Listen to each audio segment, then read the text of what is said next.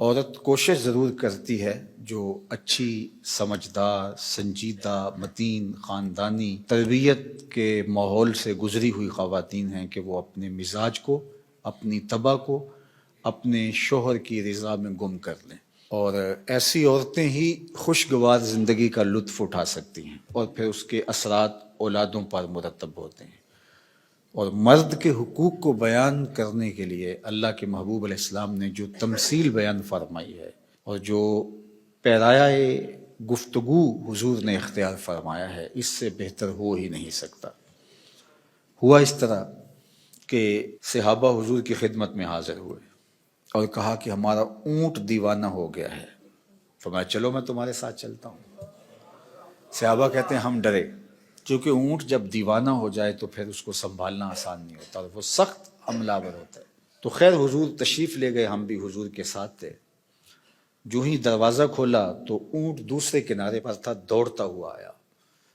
تو حضور کی زندگی کتنی قیمتی ہے، تو صحابہ کے سینوں میں دل تھر تھر کانپنے لگے، لرزہ بر اندام تھے کہ جانور ہے نقصان نہ پہنچا دے۔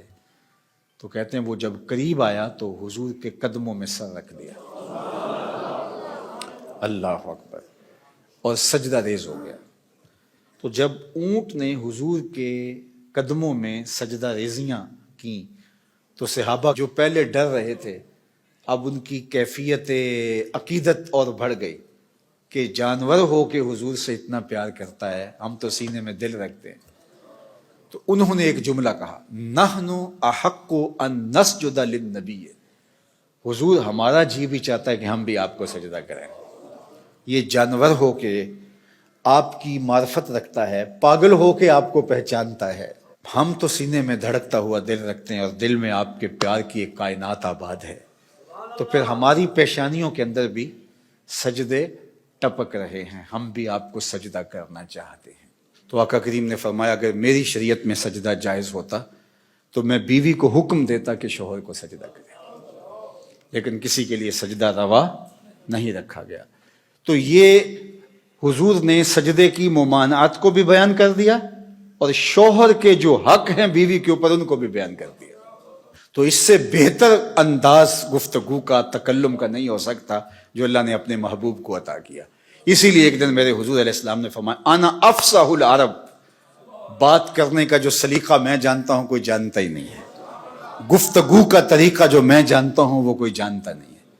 یعنی ایک جملے سے ان کی نفی بھی کی اور یہ بھی بتایا اگر جائز ہوتا تو شوہر کے لیے بیوی کو سجدے کا حکم دیتا۔ خاتون ہو جو اپنے شوہر کے حقوق کو پہچانے اور حضور کے اس فرمان کو سامنے رکھے تو گھر جنت کا ٹکڑا بن جائے گا۔ اور مرد کو حضور نے کیا نصیحت فرمائی؟ مرد کو کہا کہ عورت کی اگر کچھ باتیں تجھے ناپسند ہوں تو اس بات کو دیکھو جو تمہیں پسند ہو، اللہ اکبر۔ اور میں کہا کرتا ہوں نکاح کے بعد یا تو شوہر اپنا گھر چھوڑ کے خاتون کے ساتھ چلا جائے یا خاتون گھر چھوڑ کے شوہر کے ساتھ آئے، دونوں میں سے ایک تو ہوگا، لیکن یہ قربانی مرد نہیں دیتا، یہ عورت دیتی ہے۔ اور گھر سے جو تعلق خاطر ہوتا ہے، قلبی لگاؤ ہوتا ہے، گھر کی چیزوں سے جو موانست ہوتی ہے، جو انسیت ہوتی ہے، جو لگاؤ ہوتا ہے، وہ مرد کی نسبت عورت کو کہیں زیادہ ہوتا ہے۔ گھر اس کے لیے ایک عقیدت گاہ ہوتا ہے، لیکن اس بسے ہوئے گھر کو، آسودہ گھر کو کون چھوڑتی ہے؟ خاتون۔ کس کے لیے چھوڑتی ہے؟ شوہر کے لیے۔ مرد صرف یہ ذہن میں بٹھا لے کہ میرے لیے اس نے جہان چھوڑ دیا تو اس کی بہت ساری غلطیوں سے وہ درگزر کرے گا۔